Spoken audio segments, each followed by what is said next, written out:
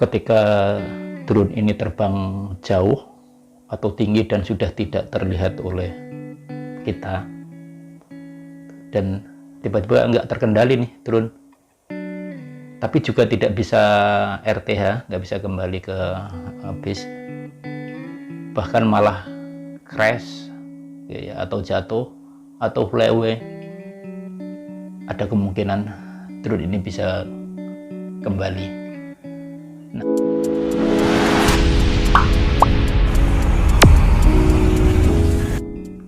Assalamualaikum.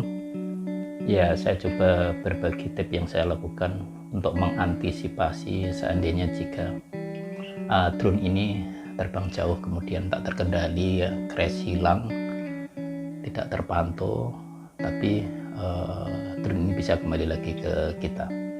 Baik, sebetulnya pabrikan dari drone itu sudah mendesain ya, atau merancang yang namanya file safe. Jadi kalau seandainya terjadi gangguan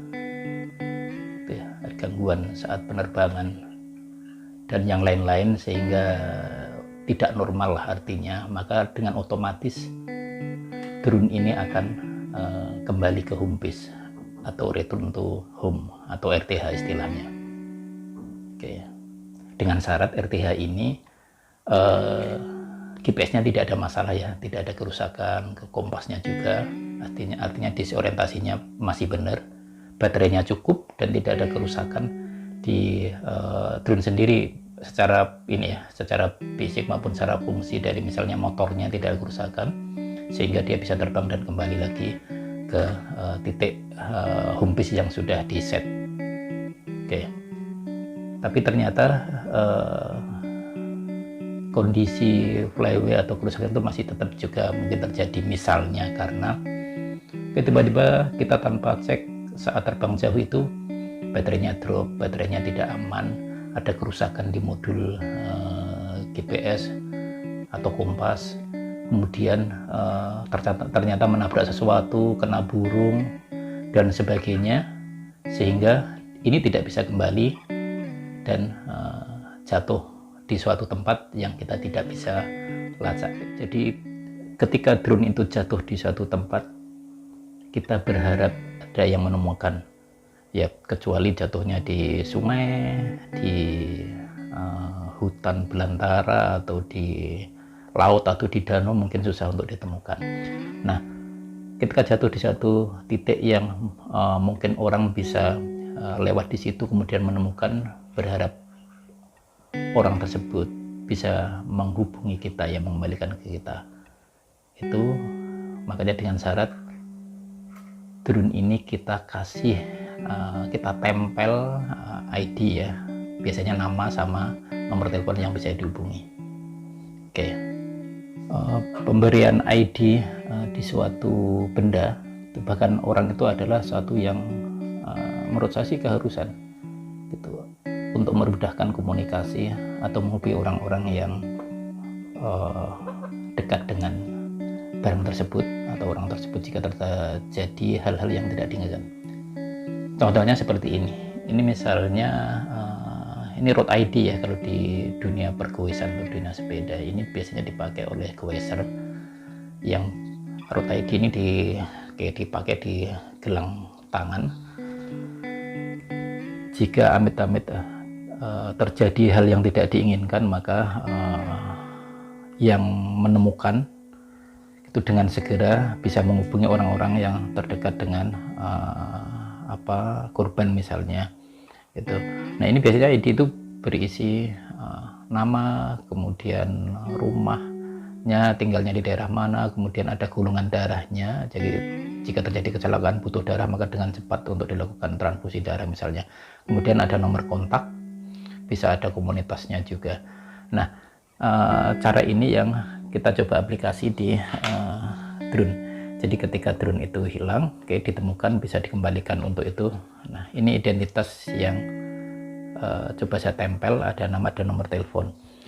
Oke, jadi kita cukup mempersiapkan seperti ini. Nah, ini bisa dicetak atau kita tulis pulpen di kertas yang kecil, kemudian kita lapisi kita tempel dengan solasi bening ini ya, gitu. Kita potong nanti, kemudian kita lapisi dengan solasi bening, kita tempelkan di titik-titik yang mudah dikenal. Oke.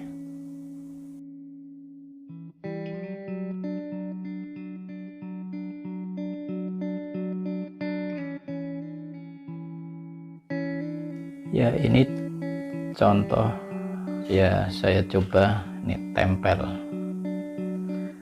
Saya tempelkan pertama yang mudah terlihat itu di sini.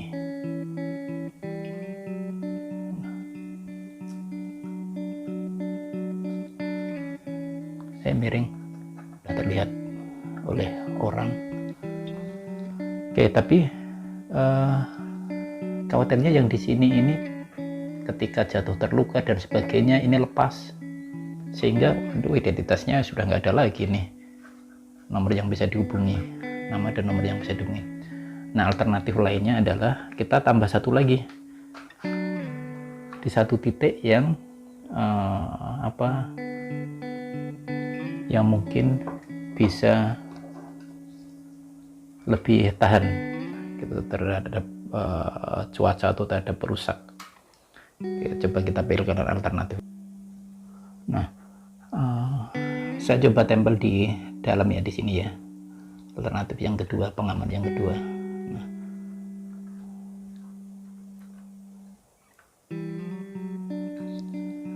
Nah, oke, saya coba tempel di dalam nih, berlengket, kita tekan. Coba kita pasang baterainya.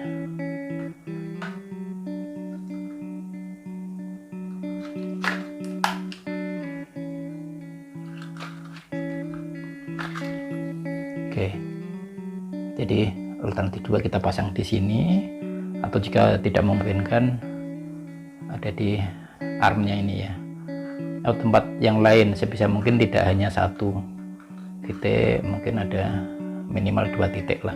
Jadi kalau ada satu yang hilang itu masih ada alternatif yang lain. Ini saya coba tempel yang lain juga. Ini sudah saya kasih identitas ya, tapi rasanya ini perlu ditambah. Sudah ada satu di sini, walaupun tulisan pakai pulpen biasa. Ini sudah cukup lama dan kelihatan masih bisa terbaca dengan jelas. Oke, yang kedua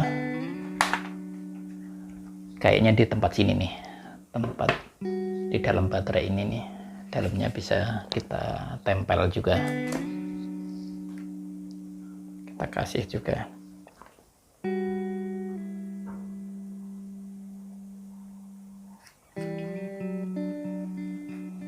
Nah, oke, jadi ada sudah 2 identitas, satu di luar. Oke, ini pun juga tempat yang kelihatannya cukup relatif aman. Tapi kalau sampai ini hilang atau apa, masih ada satunya lagi yang di dalam, yang tertutup sama baterai. Gitu. Oh ya, ini baterai kenapa saya kasih nomor 2 gitu? Karena ini baterai kedua. Jadi misalnya kita punya lebih dari satu baterai, sebaiknya dikasih nomor juga. Ini contohnya misalnya, ini ada 2 baterai. Kenapa dikasih nomor ini? Biar identitas juga sih, agar pemakaiannya itu seimbang ya. Oh, setelah selesai ini ganti yang ini. Oh, saya habis pakai nomor 2 deh, kayaknya perlu ganti nomor 1 gitu. Jadi tidak tertukar-tukar. Oke, jadi ini sudah kita kasih identitas. Oke, ini bisa juga dilakukan untuk yang lainnya. Misalnya ini nih, remote-nya kita kasih identitas juga. Jadi kalau jatuh atau keselip atau tertinggal atau hilang, gitu, bisa kembali. Dan kita berpikir positif aja ya, berprasangka baik. Jangan berprasangka nggak baik ketika ada orang yang menemukan barang-barang kita, drone, remote-nya atau yang lainnya. Saya yakin banyak orang baik yang menemukan dan akan menghubungi kita untuk mengembalikan. Oke, sama halnya seperti ini ya, kamera action cam ini juga kita bisa tempel di sini gitu. atau di dalamnya sini. Dicari tempat yang aman untuk diberi identitasnya. Bisa jadi mungkin di dalamnya sini. Oke, baterai kita kasih nomor. Nah, itu jadi prinsipnya sangat sesederhana ini. Itu berharap ya kalau sudah WW itu udah pupus harapan, tapi dengan kita melakukan ini ada peluang. Oke, dan terpenting adalah bagaimana kita mengantisipasi jangan sampai ini hilang. Ya misalnya kalau kita menerbangkan setelah naik O-ring ya, kita pastikan titik RTH-nya, titik home base-nya itu benar di mana kita berada di situ. Itu prosedur aman kita menerbangkan drone. Oke, ini aja yang saya sampaikan. Tips sederhana ini, mohon maaf kalau kurang. Kalau ada saran, ada koreksi, atau ada hal yang perlu didiskusikan, silahkan tulis di komen. Terima kasih, mohon maaf, wassalam.